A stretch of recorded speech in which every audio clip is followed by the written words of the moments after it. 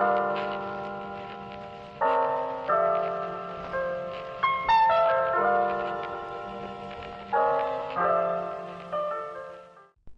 what is going on everybody? Desir here with another Dark Dimension video.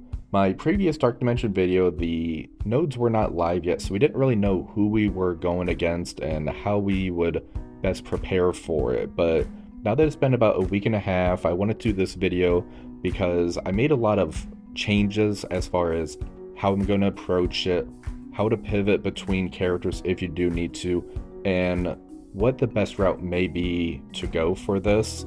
So as a quick reminder, I wanted to go through the trait requirements again. For missions 1, 2, and 3, which are the no trait required on it. Missions 4 and 5 are the city, and you have to do the non-legendary and mythic. Missions 6 and 7 are global, then it goes into cosmic, legendary, and then mythic. Now one thing we didn't know before was that the mythic trait, you actually only need 4 characters instead of 5, so that does change quite a bit of things. I'd still try to aim for the 5 if you can get there in that time. Otherwise, the fact that you can go in with 4 characters is great because it knocks off a lot of the mini uniques that you may need to actually get for this. Now later on in the video, I'll go over the best way to kind of plan for your gear, the trait requirements, and how you want to approach it from that angle.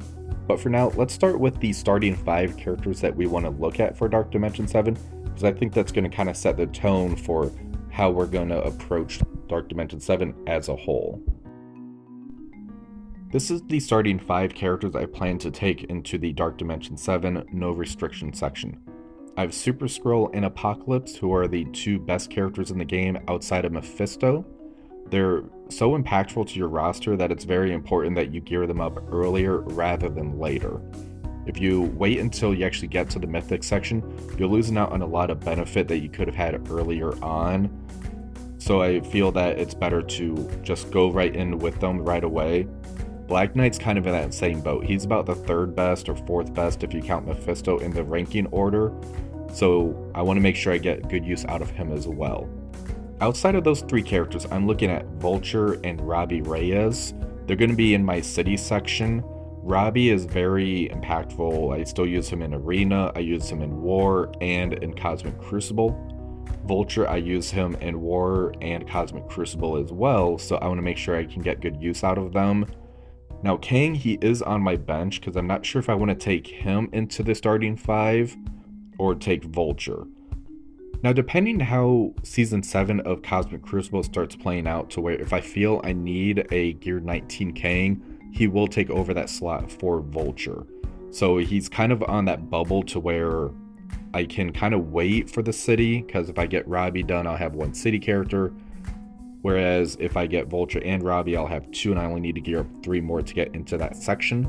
So that is something I'm kind of playing around with. I want to see how Season 7 starts playing out. If I need to pull the trigger on Kang, I will. Otherwise, Vulture's going into the no restriction section for me. Now, something else I do want to go over. I was watching Taco Shooter stream. Beta Ray Bill was doing his Dark Dimension 7 run on it. And some of the characters that's on here are very dangerous. For instance, Nova on the first wave will be ulting every single turn. So that's going to be a lot of damage to your entire team. It's going to put battlefield effect out there, so you want to get him down as fast as possible. And the best way to do that will be using a Super Skrull and an Apocalypse. Now, if you can only bring 1 between Super Skrull and Apocalypse, I'd probably go with Super Skrull personally. The ult where he can do that damage to the entire team. He has that turn rewind with the exposed mechanic. He feels like he'd have a little bit more use in Dark Dimension as opposed to just ulting and then you kill 1 character every single time you load in. So I'd personally go with Super Skrull if you're going to go with one or the other. Something else I do want to add is that Baka did set up a spreadsheet where it's going to show the characters for the waves, because the website currently doesn't have when they're going to be dropping down properly and what abilities are going to be using, like ult only or special only. So Baka did set this up. I'm going to put the spreadsheet in the comments below, so make sure to check that out, and that may help you kind of plan and change certain characters that you're looking to take into Dark Dimension 7. for my city section, I am looking at Firestar, Vulture, Robbie Reyes, Lizard, and Craven. The 3 Sinister 6 members are amazing. I use them every day in War and Cosmic Crucible, so they have a lot of value to me, not just in Dark Dimension 7, but outside of it, which are the main things I'm looking at when I'm picking characters. And I'm trying to keep that balanced origin traits, so I do have the one of each bio, mystic, mutant, skill, and tech, which I found very important to me. For Firestar, it looks like the Cosmic Crucible Season 7 rules aren't really going to hamper the new words like I was kind of guessing they might, so I'm glad that they're still going to have a lot of shelf life left in them. As far as Robbie Reyes goes, I did talk about him in the no restriction section, but I'll do a little breakdown here as well. Robbie is a very impactful character. He's great on the Secret Offenders team. I use him in 3 game modes, so he's definitely coming. Even though he uses that miasma and he's mystic, I still want to bring him to the city section. I feel if I don't, then I'm definitely going to hamper my progress, not just in Dark Dimension 7, but outside of it as well. Now the 3 characters on top, I have Ms. Marvel Hardlight, I have Spider-Man Noir, and I have Ghost Spider. The 2 Spider Society characters, that's the new skill raid team coming out, but they're very important characters on that skill raid team. Typically I don't like to take those type of characters up where the raid characters, just because their shelf life is a lot shorter than somebody in Cosmic Crucible or War or Arena, so usually kind of last on my list. However, Noir is also a Cosmic Crucible character, and we also know that the Stage 2 is going to be the raid team for Cosmic Crucible Season 7. So I am kind of taking a look at them. I don't know if they're actually going to make the list, but I definitely wanted to mention them. As for Ms. Marvel Hardlight, she works really well with Robbie Reyes, so she kind of gives some additional value in Dark Dimension 7. She has that turn rewind on her ultimate. She has sustained with the barrier and the taunts that she kind of throws up, so that would definitely help out in Dark Dimension 7. I'm curious how Craven will end up doing, because he is the one that would get replaced for any of the 3 characters above. But for now, I'm happy with the 3 characters above, to where I can kind of slot them in if I need to. But the starting 5 for the city, I'm pretty happy with them as well. I don't really see it changing. If anything happens, most likely it will be Craven out, Ms. Marvel Hardlight in, is what I'm thinking. For the global section, I'm still looking at doing the Cabal team. I really enjoyed them at the end of Season 6 of Cosmic Crucible, and I've been testing them out in War, and they've been pretty good in War also, so I definitely want to take them up. They're a great 3-piece unit, so that would be Namor, Iron Patriot, and the Leader. The Black Knight we already kind of discussed. He is a very impactful character to where you can use him in any single game mode, and you will have value with him there, so he's definitely going. The 5th character I have on here is Nightcrawler. So for Nightcrawler, he is a great plug-and-play character. I see him getting a lot more value once the Extreme X-Men team has kind of run its course, because of what he can bring. He has the expose mechanic, he can clear buffs, he has that health trigger to where he clears everything, he has a stun that he can do on turn 1. He is a very strong character, and I'm glad they did justice to Nightcrawler, if I'm being honest. The alternative to Nightcrawler would end up being Gambit. He is 1 less gear piece, as you see. Nightcrawler takes 3, Gambit takes 2. Gambit's going to have the pings that he's going to throw out every single turn, so that's going to be very useful in Dark Dimension, but I usually try to look beyond Dark Dimension when I'm actually doing my character selection. So that's why Nightcrawler kind of got the nod over him, mainly because the longevity of what Nightcrawler can bring over Gambit. The last character that I have on the bench is Quicksilver.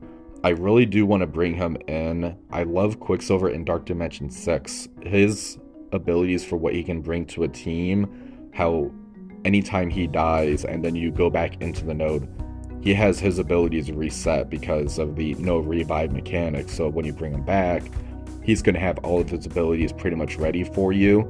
So that's going to be very impactful there. However, Quicksilver's kind of fallen off a little bit. He's still a very great character. I love Quicksilver as a character in this game. However, the fact that he is a pure damage-based character means that his shelf life definitely goes down further than somebody that's more of a kit-based character. So I'm kind of looking at that right now. If Quicksilver were to go in, it might be over Namor, is who I'm kind of looking at for his replacement. So if Gambit goes in, it would be over Nightcrawler. If Quicksilver goes in, it would be over Namor. As far as the origin traits that I have for the global section right now with the starting 5, I have 1 bio, 2 mutant, 0 mystic, 1 skill, and 1 tech. Let's go ahead and take a look at our cosmic section next. So the cosmic section for me did change quite a bit from the previous video. Let's go over the changes first, which was Void Knight is now in the starting lineup, where before he was kind of on the bench. I also had the Eternals starting in the lineup, whereas Infinity Watch was before. Previously, I wasn't even really looking at the Eternals because I was too afraid of having a high Mystic priority character list, like how it was for Dark Dimension 6, but it doesn't appear to be the case for Dark Dimension 7, so I'm very happy that I can actually slide the Eternals in on my Dark Dimension 7 run. I also have Kang and Vault on here. Now, as I mentioned earlier, I was watching Taco Shooter stream, and Beta Ray Bill was on there doing his Dark Dimension 7 run. He actually used this same team on his run, and he was able to 1 or 2 shot each of those cosmic nodes. Granted, he will have the 3 diamond, where I don't have 3 diamond on everybody. But knowing that this team was that good, I'm very happy with the selection of characters I chose for my cosmic section. So I don't really see it changing around, but just in case it does, let's look at the bench. So Photon is a cheaper character where she'll take 2 bio pieces over Void Knight's 3 pieces. I have the 2 Infinity Watch members. That's 1 skill, 1 bio character. That was the main reason I was looking at them being in the starting lineup, to where I can kind of flex to one of those characters and it would give me a benefit of a different trait in another section. Ravager Stitcher, he's just there because he's very cheap. I did take him on my Dark Dimension 6 run, but I never used him before that, so I did have to jump him up quite a bit in power. So if I do get desperate enough to where if I can take him in and I already have Legendary and Mythic almost ready to go, I can pull that trigger. So he's a great glass in case of emergency type character for me. Now, as far as my origin traits go, you see that it is very lopsided for my cosmic section. So I have 1 bio, I have 3 mystic, 1 tech, but I have 0 mutant and skill for my cosmic section. We're going to see how this balances out by the time we reach that legendary and mythic section. So for legendary, there's actually only 3 characters that I have locked in at the moment. That's going to be Black Cat, Green Goblin Classic, and Nova. Now you will see on here I have like that grayed out Wolverine all the way on the right hand side. That's just an assumption based on that Age of X teaser that we got. It really looks like we might be getting that Old Man Logan onto that Mercs for Money team. So what I'm doing is I'm just putting him here as a placeholder. These newer legendaries have been 3 uniques, that's why I have 3 on there. Wolverine usually takes that adamantium, so I am preparing for that by getting the adamantium pieces. So he's just kind of a placeholder, and I don't recommend really anybody else do this, but it's just what I'm doing right now. As far as Nick Fury goes, he is definitely a placeholder for me. I don't believe I'm going to make it into Dark Dimension 7 before the second new legendary comes out. Usually it's a second, almost the third new legendary that comes out by the time I finish my Dark Dimension run. For instance, Dark Dimension 6, I had Black Cat and I had Nova. Green Goblin Classic was on the horizon of coming out by the time I finished that.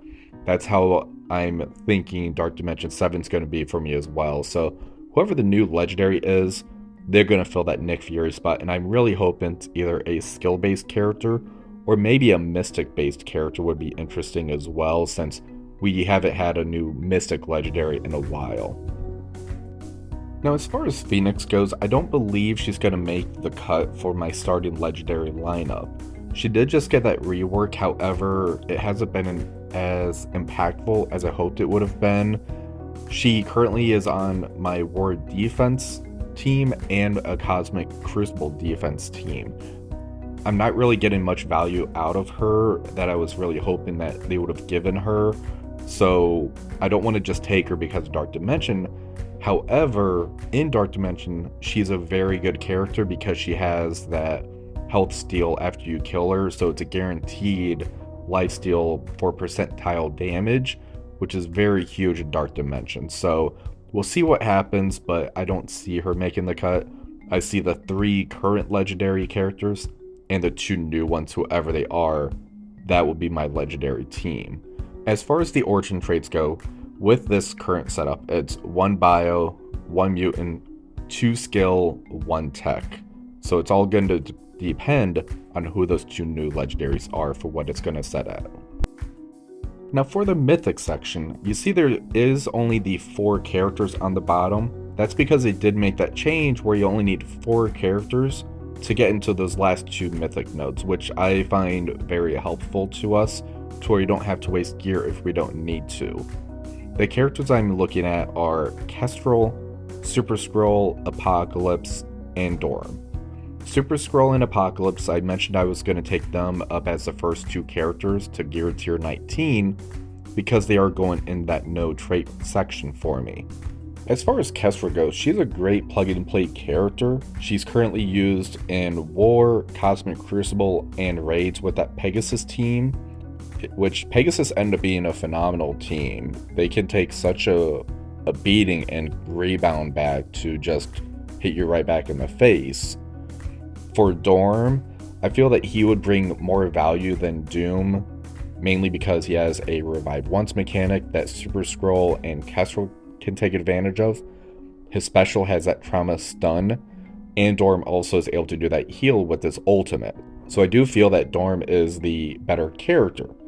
For Doom, you do want to be careful with him. I may still take him into Dark Dimension because if I can get the gear for all 5, I may do it, but I want to see if other people can do it with just 4 characters first. As far as the origin traits go, I have 1 bio, 1 mutant, 1 mystic, 0.5 skill, and 0.5 tech. Now something that I do want to go over this video, because this is a Dark Dimension planner type of video, is how do you actually plan to go into Dark Dimension. For me personally, anytime there's a story reset, I purchase the uniques off of anybody that is in my starting lineup. I don't want to purchase every single unique because you will run out of gold a lot faster, and that's actually going to hurt your progress. So anybody that was on my starting lineup, that's the people that was on the bottom row of those infographics I was showing, I'm buying those uniques. I'm also buying any of the mini uniques in the store that show up, which we'll go over how my current progress is in the screenshot below of the inventory. As far as the key uniques, these are going to be the ones that take multiple characters, like the Tempered Osmium. I have 3 characters that are using that unique. The Miasma, I have 2 to 3 characters depending if I'm taking Doom into Dark Dimension or not.